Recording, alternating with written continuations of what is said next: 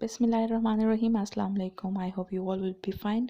मैं आज आपको बहुत ही एक ज़बरदस्त सी टी बनाने का तरीका बताऊंगी जो कि कफ़ के लिए आप यूज़ कर सकते हो और बहुत ही अच्छी है। इसके लिए क्या करेंगे, आप एक बर्तन लेंगे और इसमें आपने 1 टेबलस्पून ज़ीरा ऐड कर देना। ज़ीरे को आपने भूनना है। जब इसका कलर ब्राउन होना स्टार्ट हो जाए देन हम इसमें पानी ऐड करेंगे, लेकिन साथ साथ आपने इसको भूनते रहना है ताकि ये ब्लैक बिल्कुल भी ना हो। इसको आपने जलाना बिल्कुल भी नहीं है, बस अच्छे से भूनना है। ये देखिए हमारा ज़ीरा जो है ना वो बन चुका है। अब आप इसमें 1 गिलास पानी डाल दीजिए और जो फ्लेम है वो मैंने बंद कर दिया है और मैं इसको 1 मिनट तक इस ज़ीरे और पानी को ऐसे ही रखूँगी। उसके बाद आप देखिएगा कि जो पानी है उसका कलर कितना प्यारा सा आ गया है।